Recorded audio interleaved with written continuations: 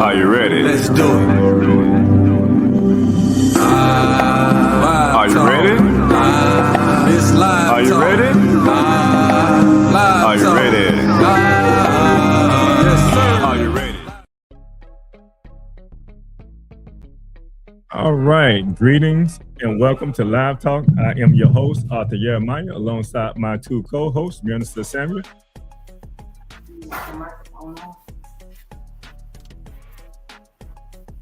And welcome back to Live Talk. All right, you can see you. Peace. Good afternoon to everybody. All right, before we go to anything, let's go to our general statement and disclaimer. General statement. Live Talk is proudly powered by TBS Goodwill, Builders of the Highway Foundation, and Men of Purpose. Together, we're bringing about awareness to the everyday challenges facing individuals, communities, and our nation. We tell our stories, listen to yours, and always respect different perspectives. Want to share your voice? Email us at livetalkorl@gmail.com to be a guest, or if you would like to contribute to our mission, purpose, go to livetalkorl.com to give a donation. Disclaimer. Information provided during this event and others to come does not constitute the official opinion of Live Talk or its affiliate entities. It is strongly recommended that viewers seek independent expert advice regarding any topics discussed, as legal requirements differ significantly across jurisdictions and are subject to frequent changes. If you have questions or concerns, you can always email us at livetalkorl@gmail.com, or you can DM us on Facebook and or Instagram at Live Talk Orlando. All right, welcome back. We have to get that out of the way. How are my brothers doing, Minister? I'm doing wonderful this Sunday morning. Great and blessed day. I mean, personally, we're during the feast of Passover and unleavened bread, so that's a completely joyous thing that's going on. So really jovial, but want to try to keep it focused at the same time. Yes, sir, indeed. You can't seek it, the spiritual ambassador. How you doing, my brother? I'm doing marvelous. It's been a golden afternoon thus far, and it's been a beautiful week. I see you're Superman. You got Superman on your chest. No, that stands for sharp. Sharp. Okay. Hey, but you can be Superman now. Hey, we're the original. Listen, we're the original Superman. Original. There we go. Yes, sir. Well, blessed be. We are definitely in the season of Passover. I'm excited about that. It's always a blessing when we can be blessed keeping the law. So that's a wonderful thing. But I'm also going through, closing out this year, tax season. So, hey, I'm on it for the next 2 weeks. And once that's over with, I can be like the bear. I'm going to hibernate a little bit. Once the season over with. But I hope our family out there that's listening and viewing in, I hope you're doing just as well. We're just going to give you a rundown of the show today. First, we'll have the minister word of today. Right after that, we'll go to a commercial break, and then we'll come back with our main topic. Our main topic today is Own Something, supporting and building Black business in 2026. And we'll be joined by a dear sister that's very experienced in this area, Sister Tamaya Israel. And then right after that, we'll go to another commercial break, and then we'll go to we may continue this topic. We'll just see where we are in the mix of this topic, but we normally would touch on, see what's on our brother Ezekiel's mind at that time. And we'll get ready to close out with a motivational quote and reading by the host. So, Minister, with no further ado, is the word of today. Well, today, our word of the day is actually going to be ownership. It's a part of that topic. And ownership is defined as the state, relation, or fact being an owner. Ownership is a group or organization of owners.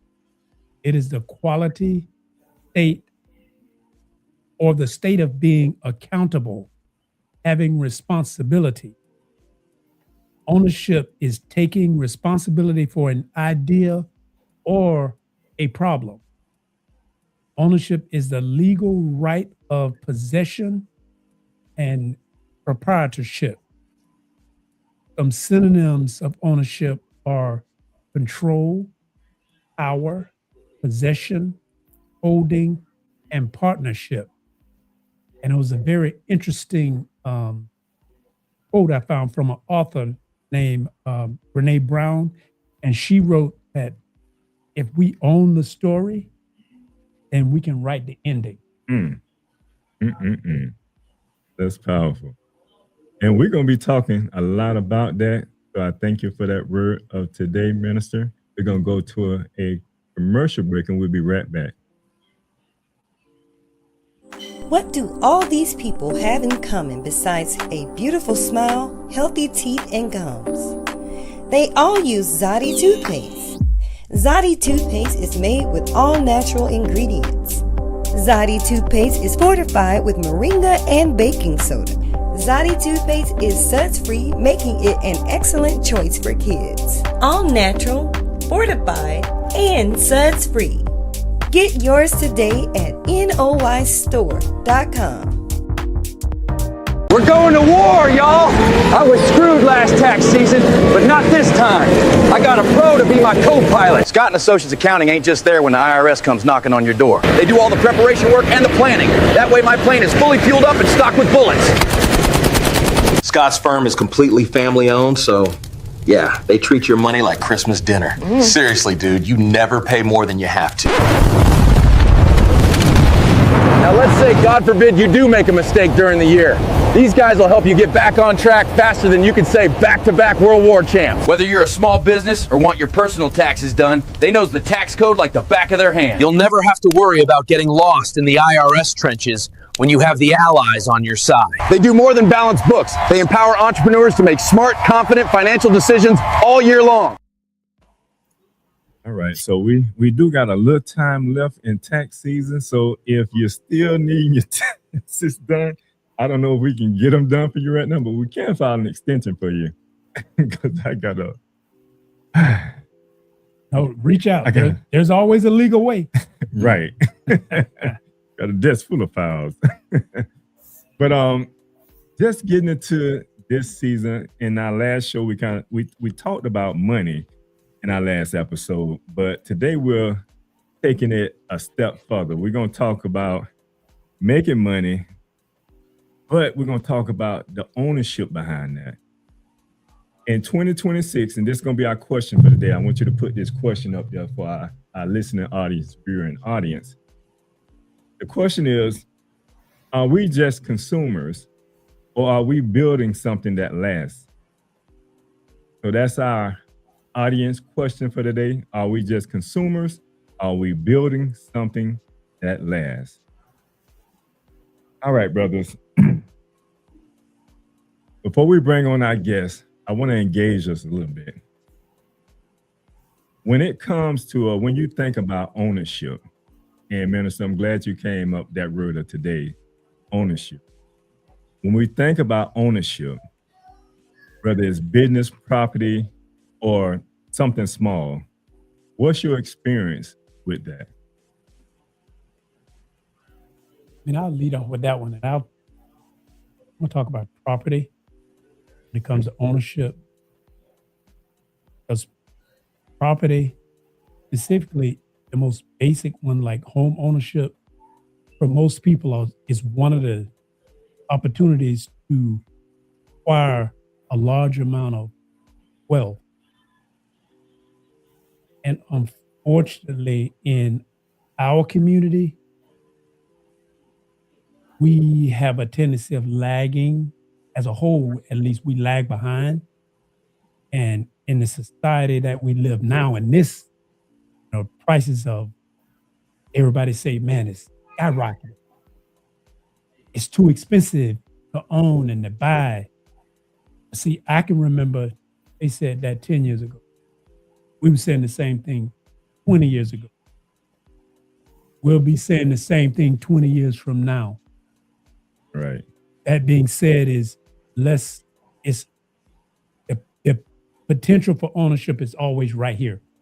And we have to seize part of that ownership, because it's like the earth, there's only so much of it. Right. There's only so much real estate on the planet, and we need to buy it back. If you're a spiritual person and you say the earth belongs to the Lord Yahweh, or the earth is God's and the fullness thereof, then it's your legal right as an owner to buy it back. You don't just get it, you got to buy it back. Right. Because it all belongs to him. We Right. kind of just leasing it, if you want to look at it that way. But so that means we have to engage in that to become a part of that ownership. All right. Ezekiel, same question for you. For us as a people, ownership is a vague term because we don't grow up with examples of that. The mass majority of Black people grow up in certain neighborhoods that people from other ethnicities or nationalities own everything in their communities. The local stores, laundromats, all of that are owned by mainly foreigners. You don't see the Black-owned businesses in the Black communities.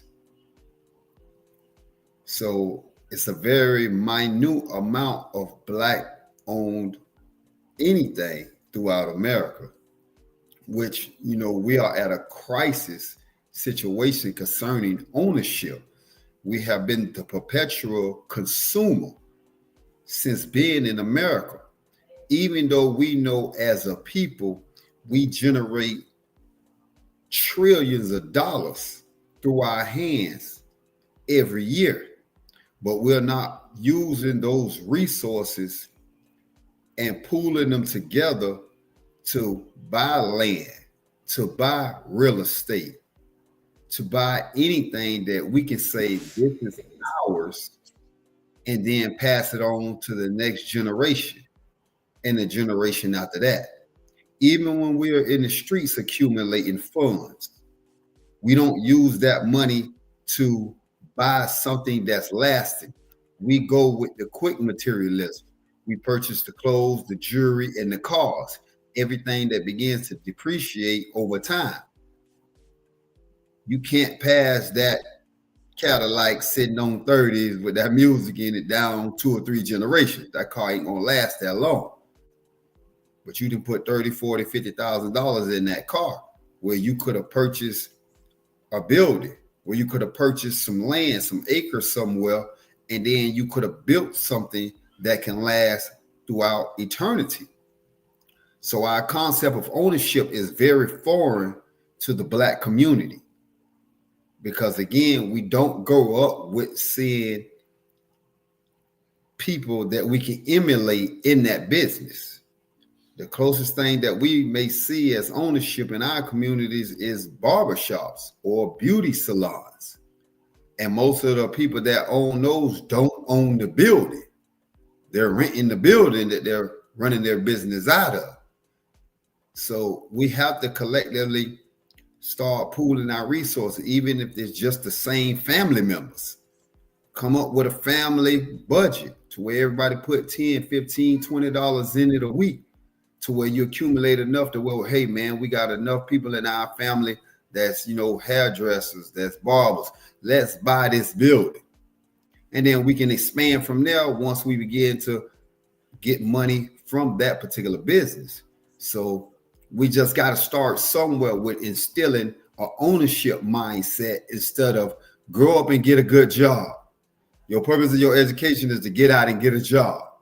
You're going to go spend 4 years at college, $50,000, $60,000 in college just to get out and get a job, not to create and be a producer of a job, but to get a job. And according to how the market is, you may not even be able to put that degree to work. You may have to go get a job that has nothing to do with what you just spent the last years of your life acquire. So it starts with instilling in the children that you have that ability to be creators. And if we don't do that, then forever we're going to be waiting in line to buy products from every other people and don't have the ability to produce for ourselves. So ownership is not a word that we can define.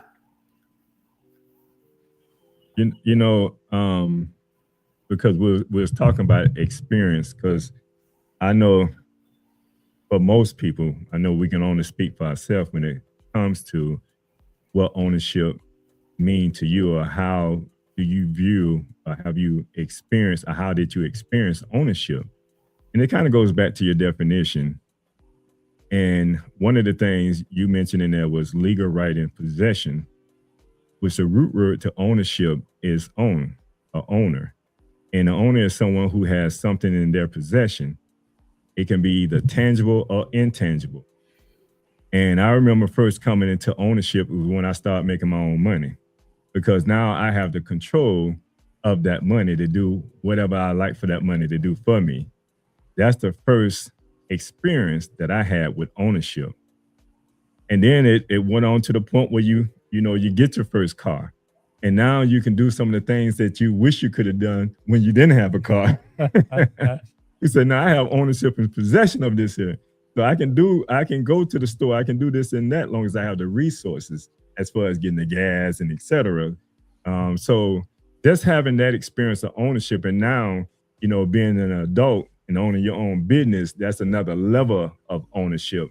And we have to understand, when it comes to ownership, having that intangible part can make a big difference, because like both you brothers alluded to, everything starts here, and it's how you manifest it. We can think on a positive level. We can say, man, I want to do this, that. And it doesn't work out that way, because you don't put certain things in order to make that a reality of your situation. So you can get to a point where you can be financially wealthy and healthy, or you can get to a point where you can lack wealth and health.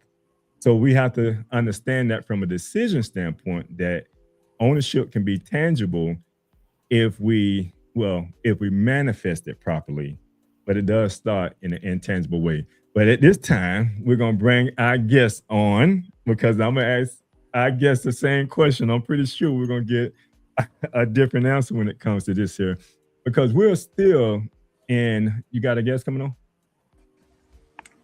Yeah,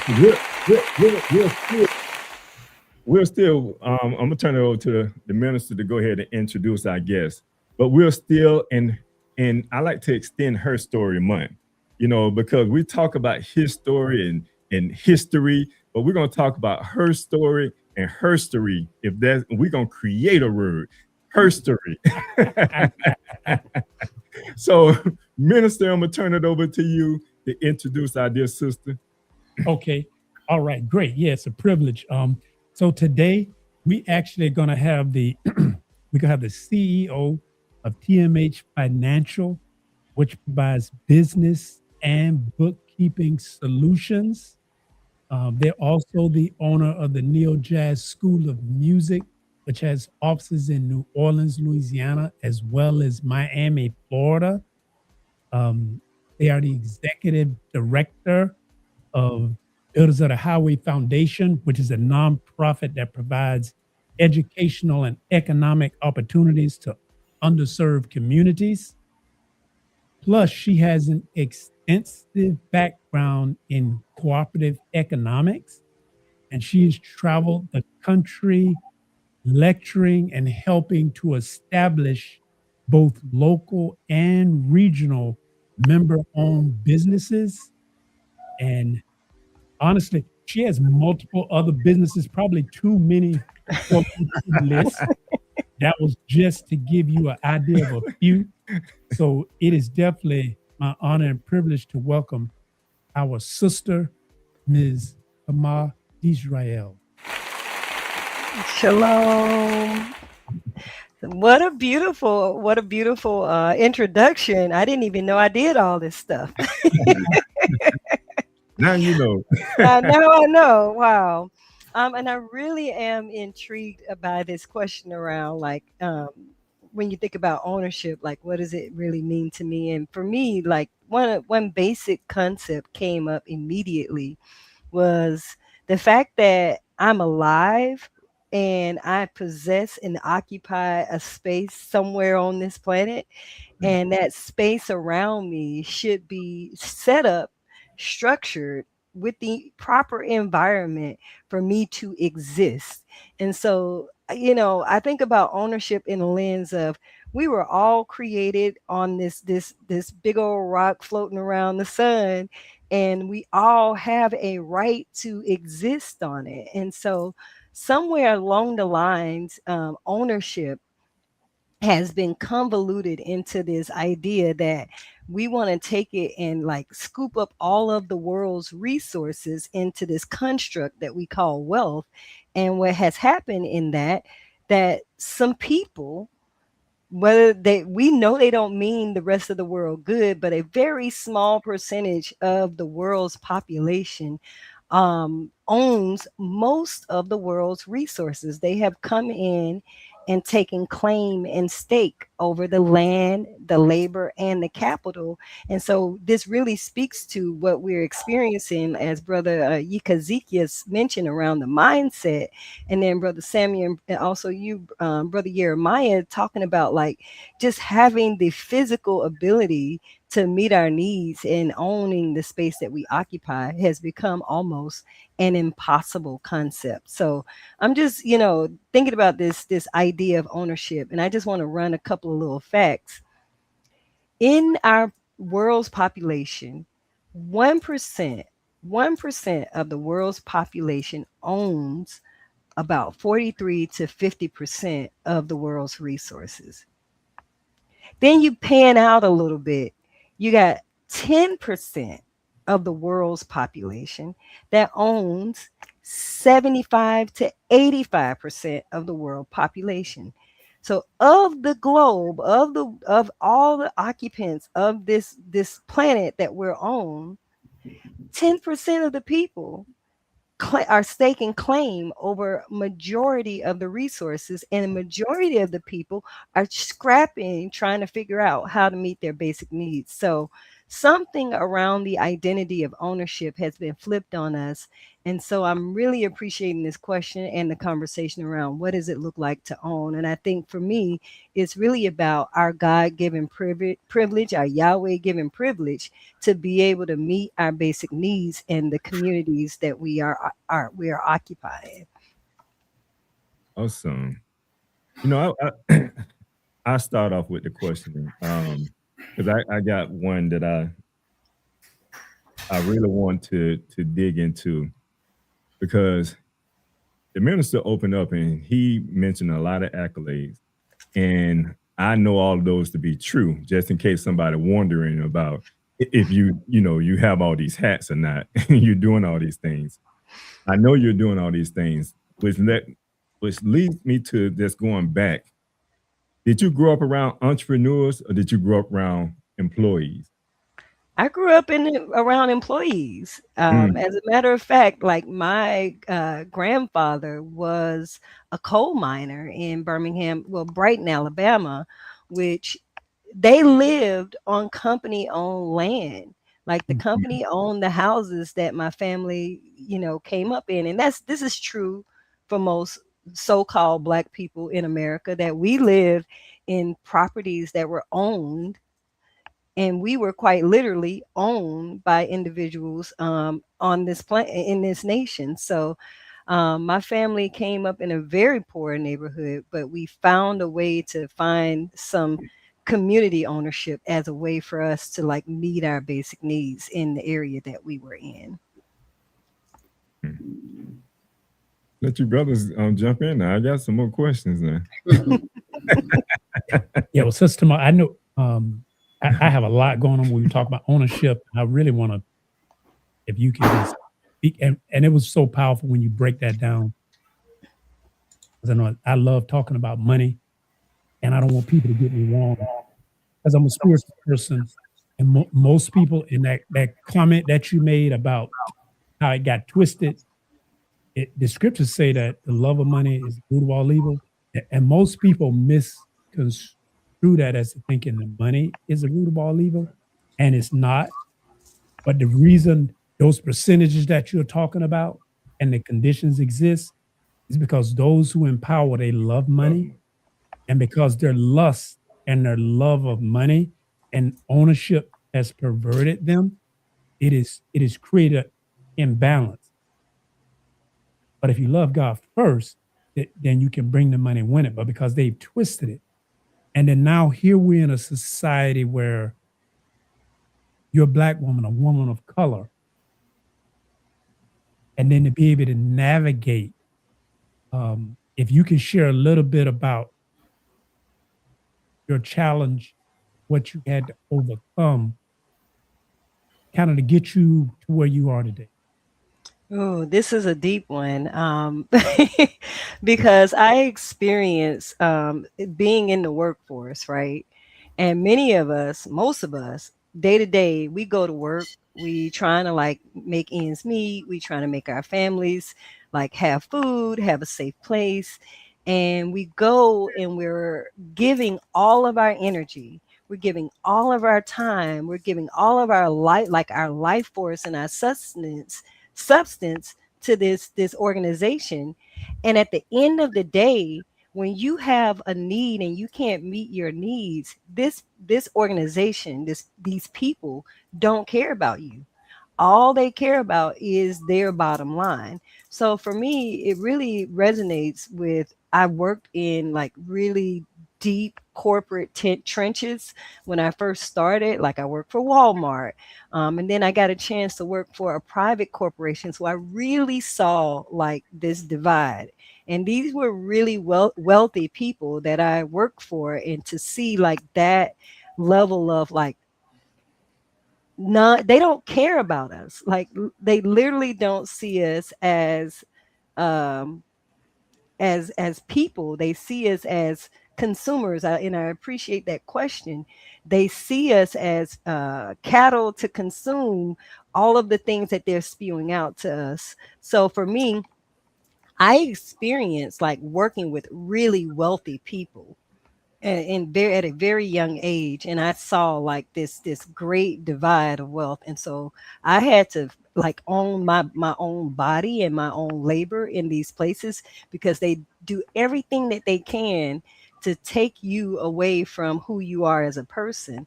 And so you really have to be on your P's and Q's. And if you're not rooted in a spiritual context, it is easy for you to get taken away and get caught up in all of these traps that they set for you.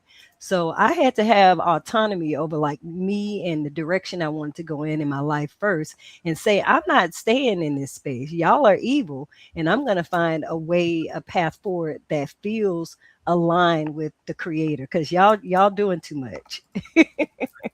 And so I did, I went out, found further education, but I mostly was seeking like spiritual guidance to get me into the right place. And I definitely found that. What's up? So now that you are running your businesses, what precepts have you instituted for your employees so they don't see you in the same light that you saw the entities that you grew up working for? I really appreciate that, because I partner with people. I have deep community relationships with the people that I work with. And so when you say employees, I create empowerment spaces for the people to own their work. Much like I have to own what it is that I do, I want the folks who I'm working with to own what it is that they do. Because when you find that they have a sense of ownership of it, they're in better creativity, they're more inspired. People are having autonomy to really feel creative and feel like what they say and what they have to offer is valuable.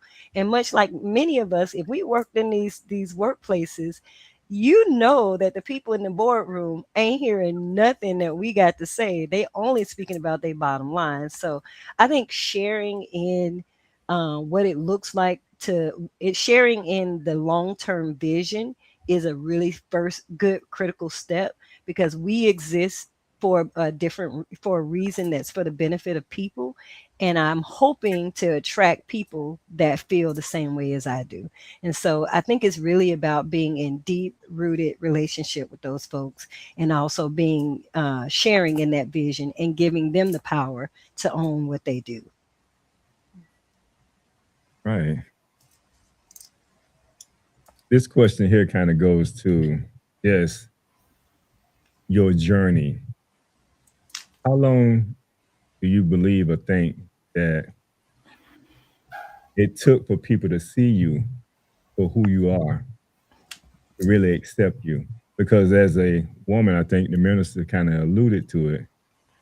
We know the struggles of women in this country, especially Black women. So to get to where you are, how long you believe it took you, like coming into rooms where you're networking, either with with your white counterparts, males or whatever, whomever. How long did it take you to get to that point where you feel like, okay, they see me now? I still feel like that is a part of my journey. Like, I still feel like every day when I walk on into, when I say every day, any instance that I'm in a boardroom facilitating with a group, or if I'm at a conference and I'm presenting, there's always this energy of I'm different from them and the folks who are in those spaces. And there's always this energy of I need to try to show up a little bit different or a little bit better for me to be seen in the true light of who I am, and not just, this physical presence that you see. Because you know how it is. You go into these spaces and people immediately, they're going to judge you by what you look like. If you're a woman, they definitely gonna judge you by all of like your physical attributes. But then above that, being able to be heard, I think is like the primary challenge. And I think I had to come into owning my voice and being confident in what I say. And I think the work around like the knowledge base that I've gained has really built that level of power and sense of like I own what it is that I say, because I'm confident in the things that I actually know. So I still feel like I battle. When I say battle, I still feel like not every room, not every space is shaped up for me to be heard and or seen, but it's the Yahweh in me that allows me to show up in these spaces, the God-given privilege in me that allows me to show up in these spaces and command the presence of the Most High, because I am his daughter. So that part was the power source, is the power source that I draw from consistently. Damn. Let me ask, do you brothers have anything more personal? Yeah, because when she said that, and Okay. it kind of took me back a little, because I know her background and I know the education as well as the reality that she brings. But something that she said, it kind of made me realize that even today, and I know you're very humble, but it sounds like you're also uplifted, where you can, and I guess it kind of it just dawned on me when you said that you could be in a room with 20 people and you probably have more information than all 20 of the people in that room. But you still have situations to where I guess half of those receive it, and the other half, even though they are not there, probably questioning it, huh? Still not question it, understand that who they getting it from, Right. but then still look at, I guess, so the reality is you still have to deal with that even now, and you can be at the top of the food chain. I did hear her say that a little bit as Yeah. well. Well, because people have been psychologically trained to see power in a certain way. This talks about this idea of consumption that we're facing, and it's a mindset shift. It's not that the people don't trust me, or they don't know that I have a certain level of knowledge, but our collective reality is that we've all been educated a certain way, and the way we've been educated, we perceive power in a certain way. And if you own certain things here, and this is where we get to the core of like the conversation. If you got nice cars, if you got these corporate buildings, and you have high rise buildings, then you know something, because you're worthy. You have worth in the eyes of the people who see you. But if you don't have those things, it is not, your knowledge, your experience is not seen as valuable as a certain CEO group who owns, a large portion of the world's wealth. So we, even in ourselves, in our own communities, if we don't have the nicest cars or the nicest houses, or we don't have certain things, we don't have these status symbols, then people don't see you as a legitimate voice of ownership. Correct. That makes sense, because as an owner, you're supposed to have a certain level of materialism that reflects your bank account. Mm-hmm. And when I can see your bank account, then I'm more apt to listen to you, because it's showing me that the methodology that you didn't apply, it works. So, but we forget sometimes they got 400 and some 500 years on us. No, it's funny that he say that, because when somebody said something about ownership being within you and being able to possess it and recognizing it, you can sit in a room with somebody like Bernie Madoff, and you take that for credit, but guess what? All of his ownership was not worth paper that it was written on, because it was all for ill-gotten gains. Right. But psychologically, you've been programmed to believe that that was ownership and that was wealth. Yeah. And then it turned around to be the exact opposite. His word is bond. When he says something, we jump because of that. All right, so we're gonna shift gears a little bit. We're talking personal, but we know this is, ISIS bring a lot of experience, information, and knowledge, when it comes to especially co-ops. And we want to hear about a lot of that. So the question I want to ask right now is, why is ownership so important to our community, or for our community? Well, I drew that analysis around who owns what resources to kind of open us up. And our reality as a people, as a community is, let's face it, we're not meeting our basic needs. And that is intentional, and that is on purpose. That is by design, that is by structure, that is by policy, that is by the framework in the institution of racialized capitalism. The entire institution of racialized capitalism has made it where people's physical well-being is tied to consumerism. It's tied to consumption versus you actually getting up every day and your work allows you to meet your day-to-day needs.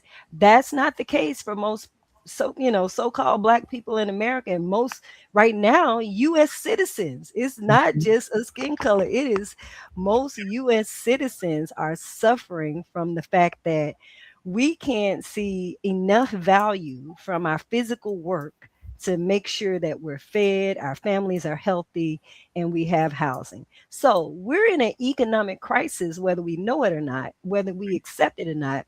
We are in a constant economic crisis. And that is because these globalists, this 10% of the world's population, continues to put us in this cycle, on this hamster wheel of consumption. Whereas cooperative and collective communities allowed us to actually share in the surplus that we were able to create in our communities. Now surplus is being farmed out. Any surplus from anything that we get, and let me just be clear, surplus is the result of production, right? So if we're producing and we go to work every day to produce, any anything that we're producing, it creates a product, a resource, a skill, or whatever the case may be. And from there, we are meeting some kind of need from that work. On the other side of that, if there's extra left over, whether it's money, whether it's resources, that surplus is what is now being farmed out to the super wealthy. And so most of us are pinched into this crunch of resources so that we can only have a little bit. We scraping over a few crumbs. And so cooperative economics and owning our communities are really, really important, because it is the thing that gave us what we needed to survive post Civil War, when we were post enslavement. It's the same mechanism, it's the same infrastructure, and it's the same infrastructure we need today, so that we don't see this lack of ability to feed ourselves in our communities. And I can go on and on, but I'm gonna stop there. Yes, yeah. Well, and actually, I really want, because we can come at you from all different angles, but that's one I really want to talk about, because I know that's why you're so passionate about co-ops. It is one of the practical, like a real life solution. So if you could, I guess, in basics, like you just talked about it, but it's like, if you can kind of give us you do it and talk about it all the time. So for our audience, can you kind of share that, the basics of what that looks like for us in our community? Absolutely. Absolutely. Because what we are subject to is, we know business ownership as individuals. Most of us come into business ownership and we either got a side hustle, we got a sole proprietorship, and we come in and we're struggling to own that business by ourselves. What if you and five other people like you got into a collaborative model together, whether y'all all have the same skills or you all are bringing different aspects of skills to a industry? Co-owning that business together will help you, one, have the startup capital that you need to get your business started. So investing in creating those businesses, we generally don't have enough capital. And we all collectively make decisions around the benefit of that business and how that business serves the community. So that is like a very foundational way to think of a co-op business. It is a collectively owned enterprise that is designed to meet the needs of its owners and the community that it serves. And it is governed, it is ran, all of the decisions are collectively made by the people, its members, who are a part of that business. So they have a set of values, they have a set of principles that says that we're not going to be like these people, this 10% that we talked about. We actually care about the community that we serve. And so part of our work is any surplus, we either put it back into the community, we put it back into building community wealth for ourselves and our families. But at the other side of it, we're not doing it in the way that we see the 10% doing it. So that's like a very simple way of like naming a business. It's similar to a partnership, whereas partnerships have like different ownership levels. Like you can come in a partnership and there may be a majority partner. In a cooperative business, all members come in at the same level. So giving everybody that same level of power, it diminishes this power struggle that we see that the 10% are doing. Right. Anything What is else? the hardest, from what you've seen, what is the hardest obstacles in getting people to come together to create a co-op? Ooh, that's a good one. Because we struggle from this. It is the relationship part. Most people coming into cooperative businesses have to establish trust with each other. And right now, y'all know what it's like. Y'all know what it's like trying to build businesses and do things in your community. there's this dynamic challenge of distrust inside of the Black community. And what we have to figure out how to do is onboard systems so that we can actually have the trust that we need, so that we can know that each person involved in this particular venture all have the same thing in mind. We all want to succeed together. And so we get into like building those cooperatives. People are constantly in conflict with each other. People are not showing up with the same level of work ethic. Some people have different work ethics, and so being in a cooperative model, you do have those challenges. And then designing it on the front end, if you don't take the time out to create it the right way on the front end, then conflict will kill the model. It will take it out. Everybody is going their separate ways because they can't come to a shared decision to save their life. So if you don't address those things on the front end, then it's going to be real challenging. And most people get impatient. They don't want to do that work. They're like, I just want to make the money. Right. How much you think this society or this system, this capitalist system plays a part in that? The forces of individualism, I think, run rampant into this model because in the current way of being, everybody has a hustle that they pursuing, everybody trying to get as much surplus or wealth that they can get instead of I'm gaining wealth to help out my community. I'm gaining this to help out all the people around me so that they can meet their needs. We all right now, we have this identity of I'm trying to stack as much cash as I can stack right now. I'm stacking, I'm stacking, I'm stacking. And you may be stacking for the multitude of generations, but your generations are coming into a world of other people who ain't stacking. And so when they see the children, your children with, and they don't have, now you got a replica of the have and the have nots. So I can, like, I might be going off balance of this, but the reality of it is if we don't create models where people are creating systems of reciprocity, we're continuing to replicate the greed factor that the 10% is aiming for. And then you have a world where no one is charitable and no one is living in the spirit of the Most High and seeing that their fellow man are meeting their needs. So something has to shift. And the way we do business is a good first start, if you ask me. Oh yeah, I would totally agree. She make a very powerful point about the 10%. It's what she kind of laid her foundation in the beginning about ownership, and I can't say the exact words, but the ownership has to come from within.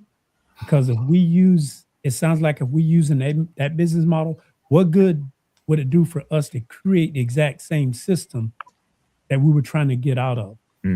It's like if it flipped the script, it would be the exact same thing. Changing that is like, we shouldn't want a system where 1% or 10% owns it all. But if we follow the philosophy that we've been taught, that's what they push, rather than everybody sharing in the wealth. Yeah, me, myself, and I, if you separate the people, you can continue to rule because those mindsets are not coming together. That's where cooperative kicks in at. If you start to bring the people together and they start to think more on a level of prosperity and like what she was saying, like, meeting the needs of everybody that's within the community, you don't have to worry about the capitalism that's outside of the community. It's when it's now becomes vested in the community where now I'm thinking me, myself, and I need to be getting as much money as I can so I can live like this person, that person, this person that's driving the Mercedes, that's driving the BMW. I want that lifestyle, but we ain't looking at the needs of the community. So no, that's that's great. You can think you have. I mean, Most definitely. Our biggest issue has always been pooling our resources to be able to create the wealth that we want, that will lead to the ownership of whatever it is in our communities. And as you said, it's the distrust factor that has been so entrenched in our minds since we've been over here in America. That's the biggest obstacle to overcome.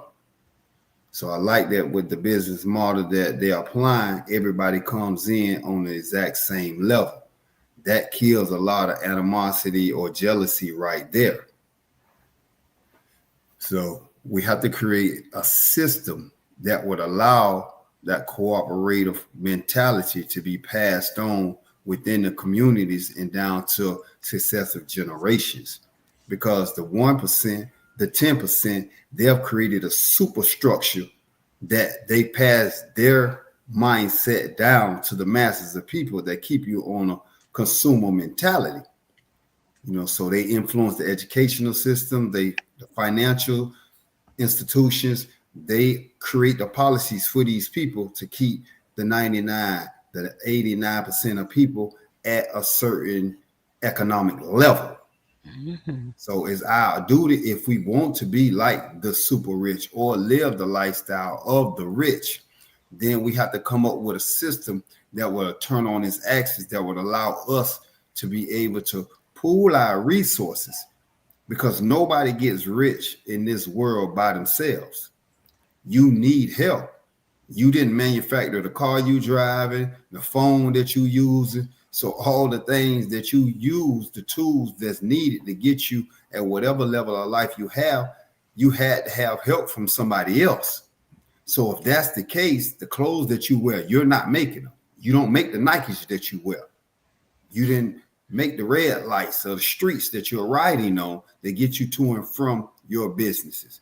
So you have to have that mindset that I need somebody else to help me acquire the wealth that I want. And like I say, we can use the sports world. You take a boxer like Floyd Mayweather. He had trainers, he had dietitians, he had physical therapists. He had these people, sparring partners, to help him reach the level that he had. He would never have become successful by himself. So if we take that mindset to understand that we have to pool our resources with somebody at some level to get somewhere, even if it's just me having the words to go to the bank to be able to get a loan to purchase a building, I still need the bank's money because I don't have that startup capital in my mattress.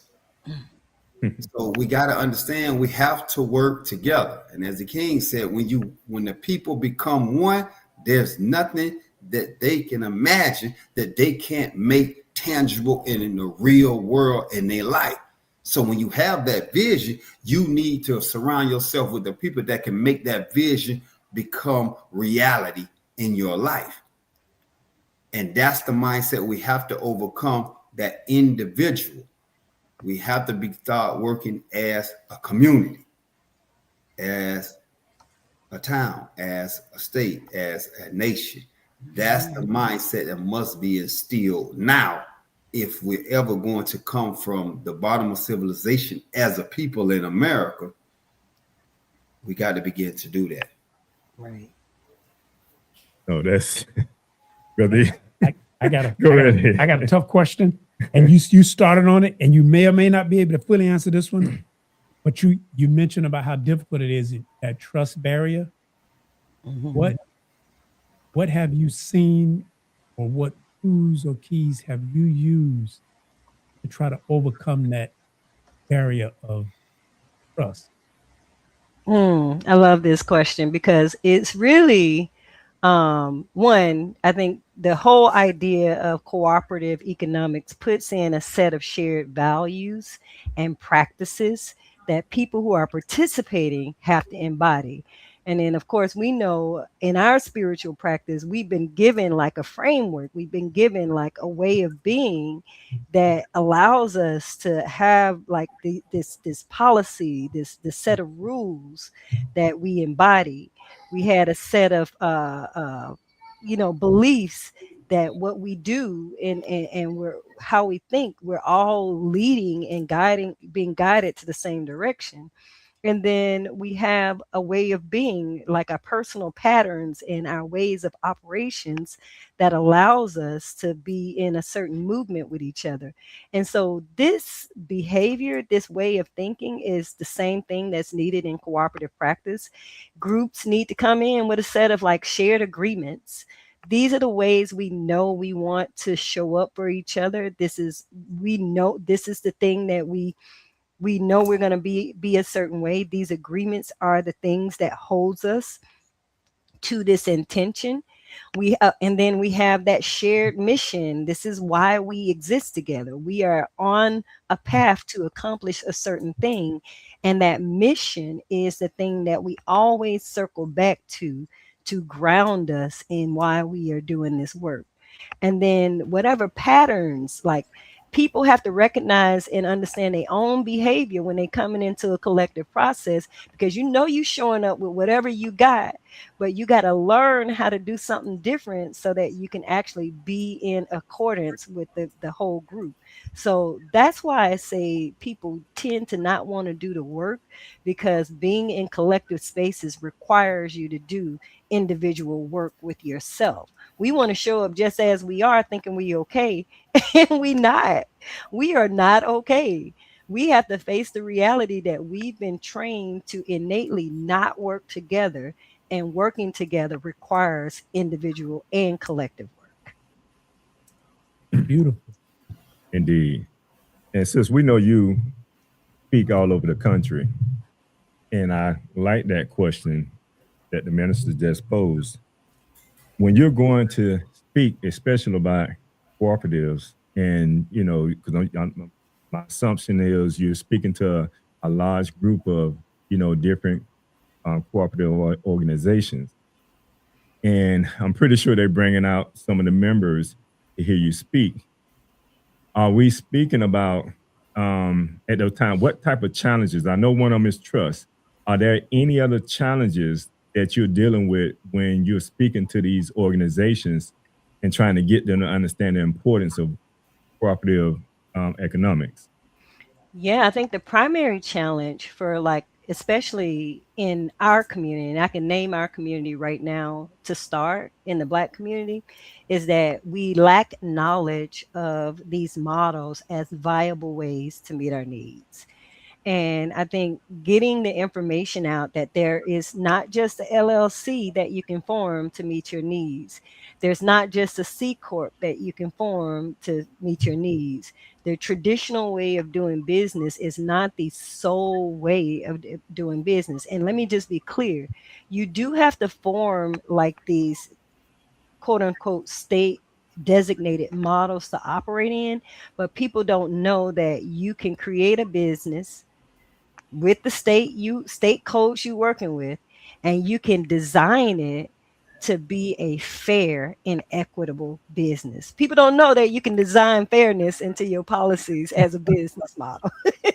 It's like shocking. It's like the most, like, it's revelation. We can be fair to each other when we design a business. Yes, you can do that. Right. You have the right to do that. So people don't know that a cooperative model is a way that you can actually do and solve problems. And then a lot of the times is when people, especially like low income, not just Black people, but anybody who's in the low income space of designing businesses, they design without proper capital to pay themselves. And then we're caught up in this pattern of we're working, and we're still not meeting our needs. And so I know there was a conversation that came here a while before, maybe a couple of weeks before, about like the financial strategies. That part is a very important conversation to have at the beginning of it. And most people don't want to have that conversation in the front end. They want to see the benefits. What profits am I going to gain? But they ain't thinking about what investments do I need to make? What kind of, monetary investments? What type of capital I need to be like trying to save to create this business? right? We don't want to make the personal sacrifices of like making lifestyle shifts so that we can save to create a business. But sometimes that's what's required. And so most places, people are coming in, we're just desperate to find work, and the challenges are already deeply rooted. Even in other communities, like not just Black communities, all low income communities, folks are stuck with, we're trying to eat every day, so it's difficult, really difficult for people to come in and sit at a table and design a business that is, a better business model. So there's not enough investment into like cooperative businesses that make it possible for people to actually own a co-op business. We're usually coming in where we're already strapped for cash. We already strapped for like working hours. We're not getting meaningful work. And we're trying to come in and design a business that takes time to design fairness into. It feels like an impossible feat, but it can be done.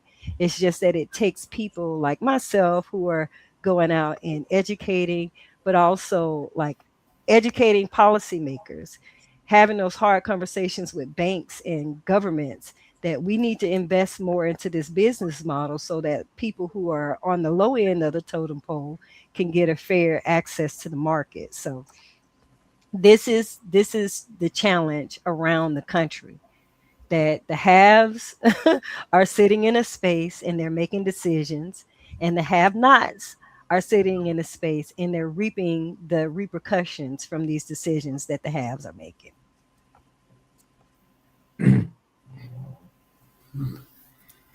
Definitely. I just want to point out too, when you say that makes a very good point, because we definitely can always speak to our community because we really want to uplift our community. Charity begins at home, but you make a good point, and we have to be conscious that it's not just our community and people that look like us who are suffering and struggling. It's people who don't look like us that's having the same challenges, and because of that, it can also turn around and make it them be difficult against us when we could actually become an ally. It's like we don't want to make an enemy when that really could be an ally. Mhm. I think there's a sense of alliance building that being in cooperative practices help us actually perceive. Um, let's take a little walk down memory lane, if you will. And I mentioned post Civil War. In the early 1900s to 1930s, this was the golden era of Black business ownership. We saw towns coming up around the country of economic strongholds in the Black community. One of the things that did help shape that was the Underground Railroad and the intentional communities that were designed post Civil War. In that, there were people who were quote unquote abolitionists, both Black, Native, white, whomever. Folks like that and New Orleans has a really rich history of these trading regions, where people were able to actually go in and set up trade and exchange alliances. That is another example of cooperative economics at practice that we often forget, like buying local, creating local ecosystems, looking at ways to continue to circulate dollars back into community, whether it's through just the Black community or people who are adjacent to the community that are also currently making sure that they're reinvesting locally. So alliance building is something that we all really need to be looking after. And now that we know that it's just 10%, it's literally just 10% of the world's population that is like gobbling up all the resources. The 90% of us can figure out how to get together and build these alliances so that we can meet our needs. I mean, and some of us, let me just say this quite frankly and quite clearly, Black folks have a mission to be the forerunners of this work. We did it before and we can do it again today. We did it in the 1900s. We can do it again today. We have the innate ability to be these people who are in consistent fellowship with each other to meet each other's needs. It's not just about one business, it's about supporting like a collaboration of businesses that are doing good for communities. So get your taxes done at Scott. Call your electrician at CNS and make sure that you can get your work done, because it's really about knowing who's doing stuff and creating cooperative ecosystems. Indeed. And I think technology helps out a lot as well when it comes to that. But we're going to go to a commercial break because my engineer is saying we're supposed to take a break around this time. But we're going to come back and we're going to keep this topic going. And we'll be right back. At NOY Store, we bring culture, style, and wellness all in one place. Explore our collection of cultural apparel designed to inspire and connect. From t-shirts to polos, boldly tell your story. Need guidance on your journey? Check out our books written to inspire and support your spiritual, personal, and community growth. And give your body the care it deserves with our health and wellness products like natural toothpaste, soothing body butters, and more. We're always adding new products to empower your life so you can live with purpose and style. Visit NOYstore.com today, where culture, wellness, and inspiration come together. Shop at NOYstore.com. Because Scott & Associates always treats me like family, I refer my family to them. So when preparing for my taxes and I know exactly what to bring in coming in, it makes the process so much easier. Anyone should hire Scott & Associates because they are professional, respectful, and very knowledgeable. And with all of my heart, I can always count on them.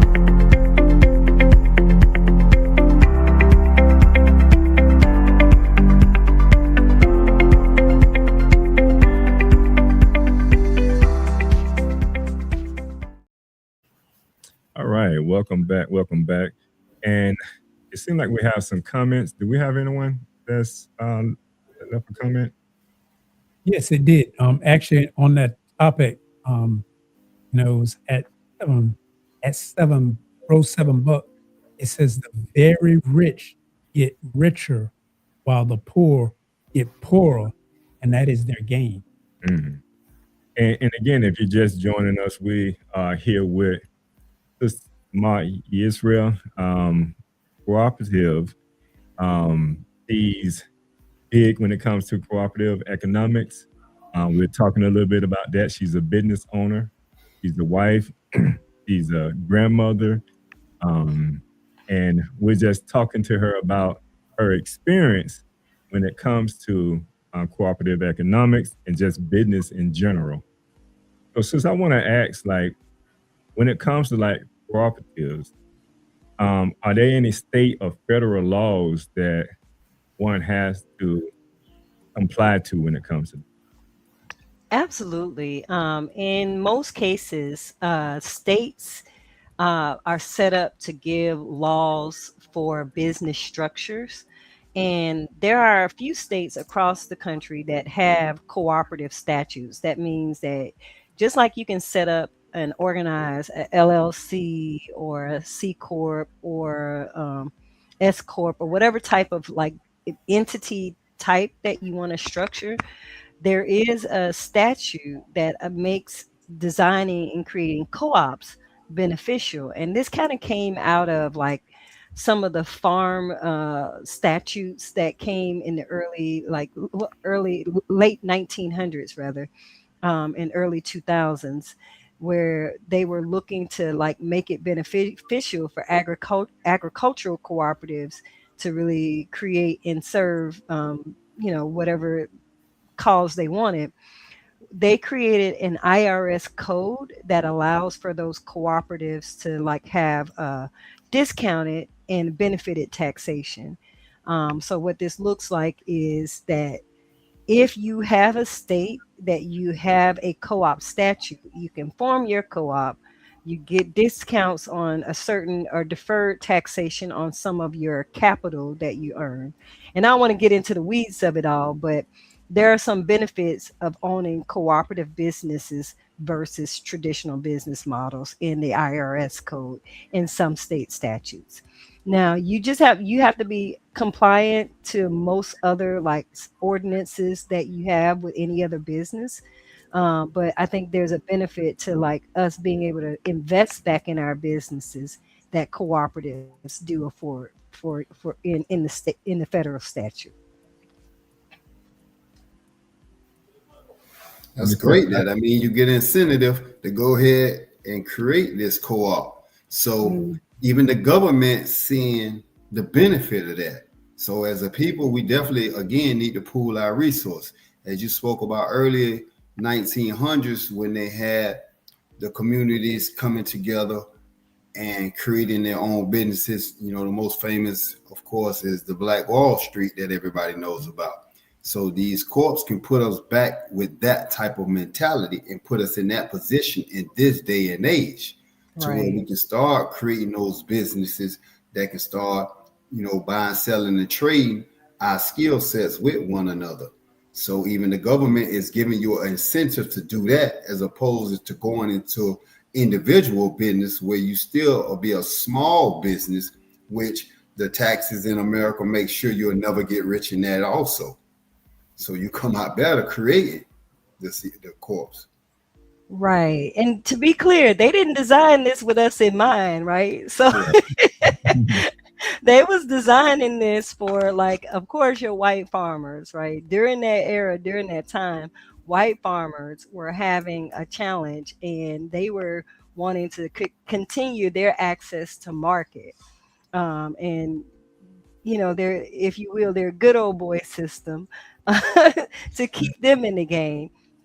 And so now we got to know about these things. And this is one of the indicators that we have to stay in the know about what's happening, because just as businesses have now existed to like pull from us, we can now flip the script on that and create businesses that replenish us, replenish our communities, and cooperative communities are a way that we can design that in our local community. And an example, I will say that I'm a member of my grocery co-op here. There are food co-ops around the country that I don't actually have to do work to be a member of this co-op, but I get to benefit from it. I Mm. get healthy foods. I, can get discounts on certain produce, etc., by being a member of the food co-op.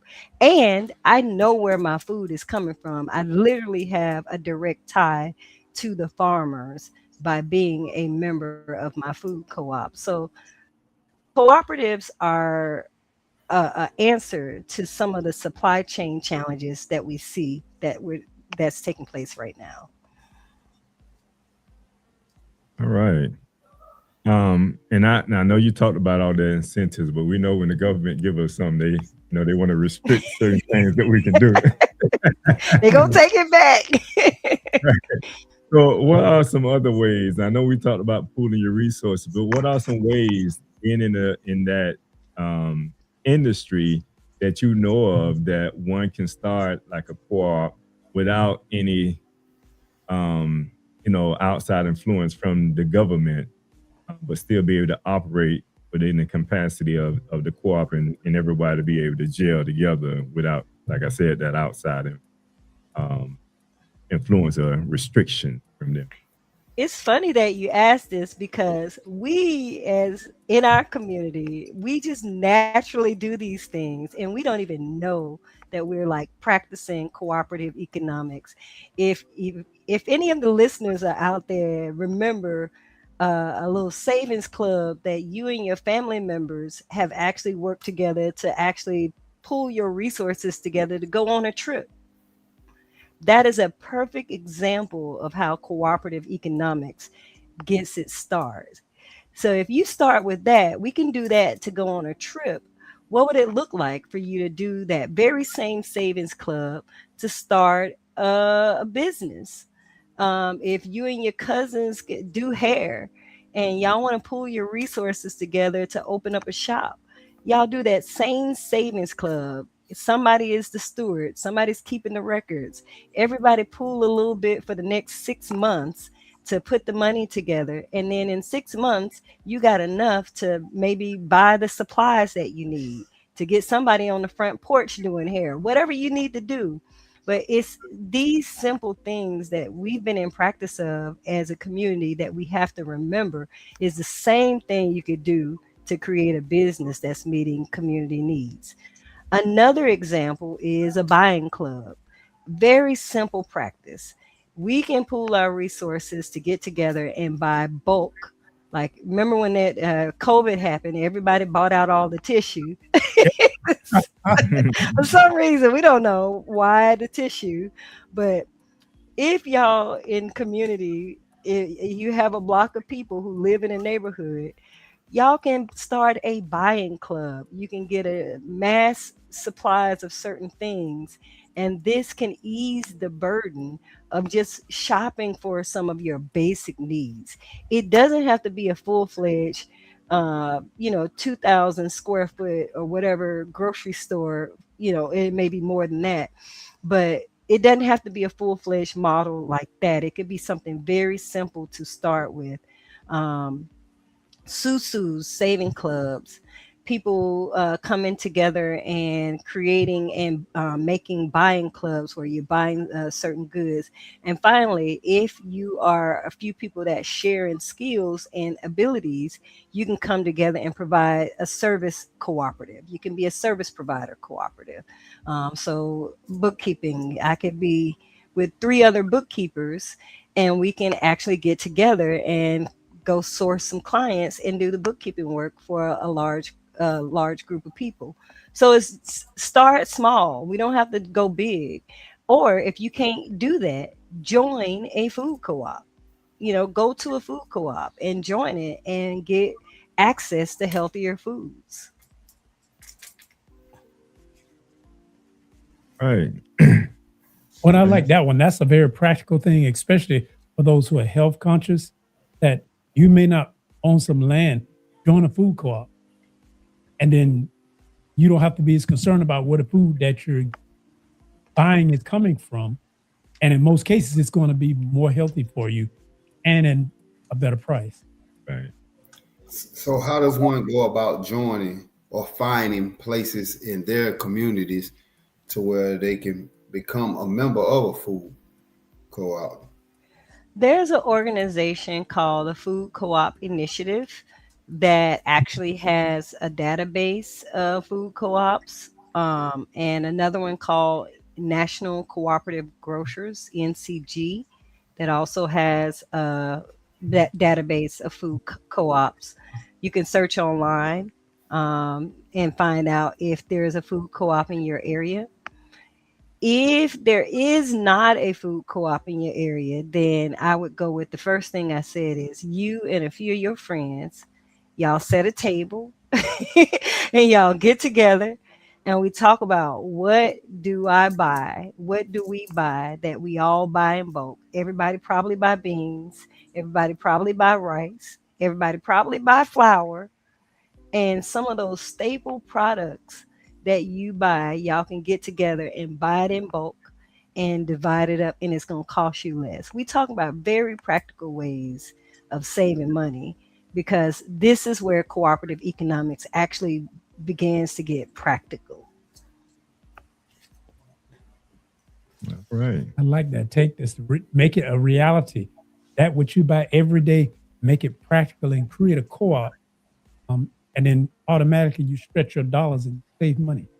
Right. And I want to interject one more thing too, because we often forget that we can get together and buy a plot of land and start growing something.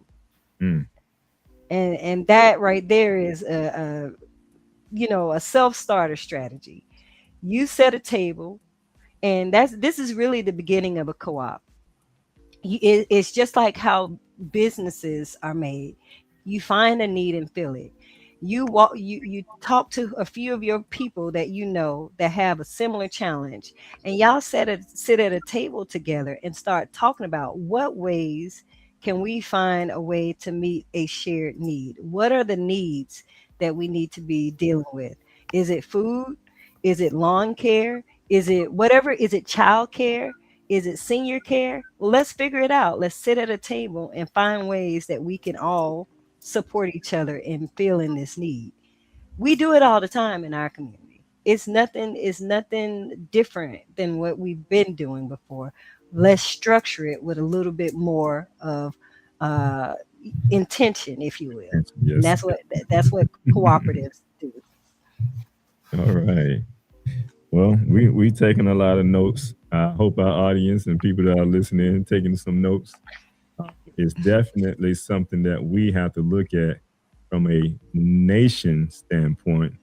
And I think we're on, for the most part, on the track of trying to form or, put this into action. But we are very thankful for your knowledge and wisdom when it comes to this here, because not having that, we'll be lost. So to be able to come in and share that information is very important, because oftentimes we think we're doing something or doing it right. We're doing it totally wrong. So we have to have someone within our mix that understand how these things work, especially from a legal standpoint, so that we're doing everything decently and in order. Anything else, brothers, before we get ready to close out? Yeah, and it's a quick one, but I really wanted to touch base on it. Just to ask you this one tomorrow, because you are part of the Neo Jazz School of Music, and something that we have a tendency of forgetting is about art and culture and how rich that is. Can you just give us a few minutes, because I think it's really lacking, or we have it. If you can give us a few minutes. Absolutely. Arts-based organizing and culture is a rich fabric that ties the knot to cooperative economics in our community. If you think about it, food is centered in arts. It's a cultural residue of who we are as a people. And I'll bring it on home to, like, here in New Orleans, we have a dish that I don't, there's a way that it is prepared that I don't eat it, but the context of it makes sense. And gumbo is a perfect context of like a cooperative way of being. When you think about gumbo is people putting a little bit of what they got in their house together to create a shared pot. And so that's one way of doing it. But when you think about music making, everybody coming in with a different melody, a different harmony, or whatever it is that they got a different sound, and we have to come together and make those things blend. So arts-based organizing is very, very like a easy way for us as a people to connect to cooperative practices. So I just want to leave that note. It's not a new thing.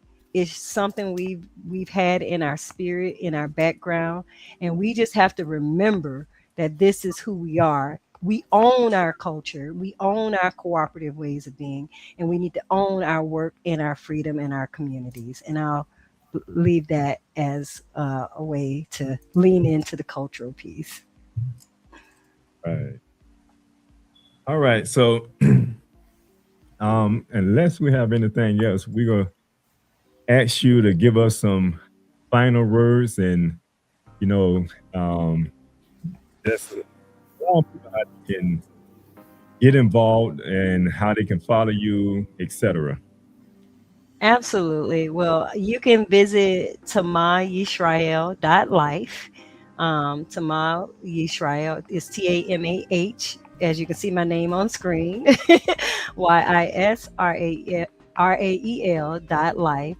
And I am going to be doing some Taking It Back series on social media. So follow me and learn more about cooperative economics through my series called Taking It Back. So be on the lookout for that. And I just thank y'all so much for this space to share.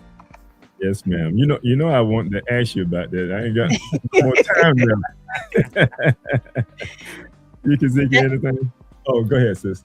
Yeah, that's like that arts and culture piece. I just want to say you're gonna hear more of that on Taking It Back. Okay. Yes, I just hope everybody was able to get an understanding of what the co-op is and begin to apply that in your communities so that you can become owners of whatever businesses that you may have in your mind to have. And have a great afternoon. Minister? No, I just want to thank Sister Ma for joining us and sharing her light, her wisdom, her spirit, bringing that wonderful energy to our program. We certainly appreciate you.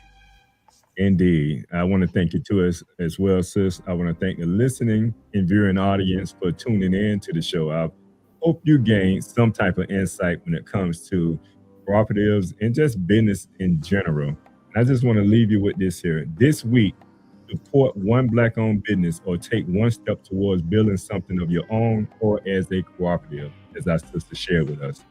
And I would say from the host, Peace and Prosperity, and from Live Talk, we are out. Thank you for watching Live Talk. You can follow us on Facebook, Instagram, and YouTube at Live Talk Orlando. Please subscribe to our YouTube channel. Hit on the notification button so that you can see more videos like this. You want to join the show? Email us at livetalkorl@gmail.com. You can also follow the host on Facebook and Instagram at Arthur Jeremiah. And visit the website, thenoystore.com, to pick up your copy of The Spiritual Significance of a Name.